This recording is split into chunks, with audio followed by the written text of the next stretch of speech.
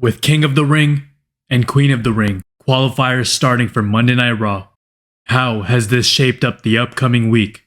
We will find out. This is AM Talks WWE, and let's talk Monday Night Raw. Gonna start off with talking about the segments on this show. Monday Night Raw starts off with the Judgment Day in the ring for a chat. Damian Priest is proud to have retained the World Heavyweight title and apologizes for what happened after the match. He says he shouldn't have attacked his teammates because they are his family. As for now though, the Judgment Day is still the dominant faction in WWE, and Finn Balor is going to be the next King of the Ring, according to the Judgment Day. Drew McIntyre is out of action, so Balor thinks he's getting a first round pass. Raw General Manager Adam Pearce says not so fast, as we get a replacement right away. Yeet! Backstage, Drew McIntyre yells at Adam Pearce and leaves, with another QR code popping up, hinting at more Uncle Howdy updates. We also have CM Punk reaching the parking lot just as McIntyre leaves and heads to the ring for a chat. Punk talks about being locked in WWE headquarters over the weekend, and then realized the show was so close by, so here he is.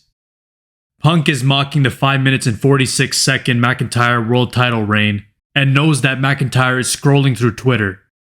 So what if the fans let him know that he's here? While the audience waits, Punk tells us about how he was hurt in the Royal Rumble when McIntyre DDT'd him.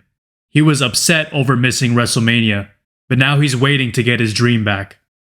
Punk says he's a 5-tool player, but McIntyre is just a tool. He says McIntyre picked a fight with the pettiest man on earth, and Punk thinks it's because McIntyre hates himself. Punk already broke McIntyre's elbow, and next time he says he'll break his face and his heart. The music plays and Punk threatens to show up in Glasgow, Scotland. This is another week that Punk stays in the fans' minds while he recovers, with his return getting closer and closer. Backstage, we hear from Ricochet, and he is ready for the King of the Ring qualifier, and we see Braun Strowman. Braun Strowman says he stood up to the Judgment Day last week because he can't stand bullies. R-Truth brings in guests backstage, men's basketball coach Dan Hurley, because he thinks Awesome Truth should face the basketball team. Miz tries to explain things to Truth, but Truth insists that a sport is a sport. Miz said he'll get back to Adam Pearce about the next title defense. A fatigued GM Adam Pearce says thank you.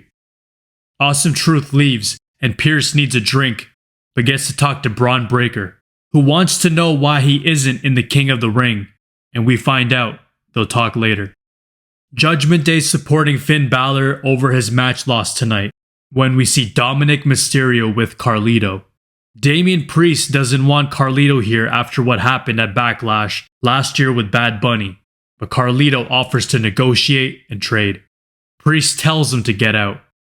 Here is Women's World Champion Becky Lynch for a sit-down interview with Michael Cole. Becky loves these people, but Michael Cole brings up her appearance at the Kentucky Derby and her interesting outfit choice. Cole says, "What is that hat? Is it a hat?" Lynch got it on Etsy, and the fans thinks it works, supposedly. Cole moves on to talking about the Women's World title, which Lynch will have to defend against a variety of the new stars brought over in the draft.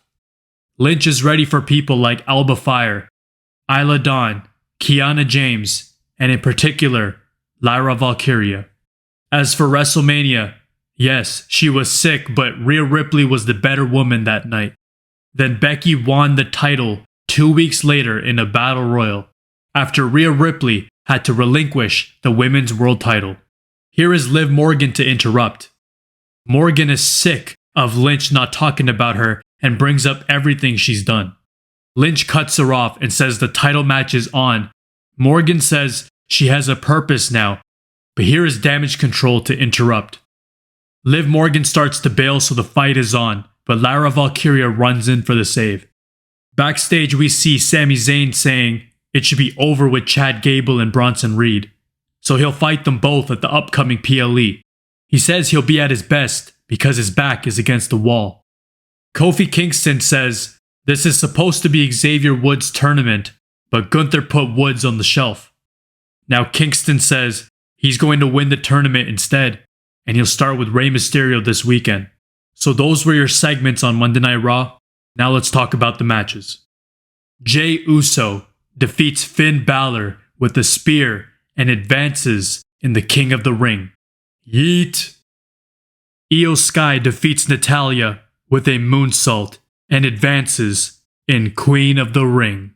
Ilya Dragunov defeats Ricochet and advances in King of the Ring. Zoe Stark defeats Ivy Nile and advances in Queen of the Ring.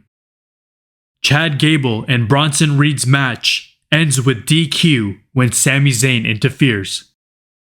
Lyra Valkyria defeats Dakota Kai, advancing in Queen of the Ring. In the main event of Monday Night Raw, Gunther defeats Sheamus with a submission and advances in King of the Ring. It's good to see upcoming stars from the WWE Draft advancing and qualifying for King of the Ring and Queen of the Ring. However, it is too soon on the main roster for Ilya Dragunov, Lyra Valkyria, and Zoe Stark to compete for this tournament. There should have been many considerations made before picking them. WWE had the same problem during the draft, with some new stars being drafted earlier than they should have, while the draft roster changes every year.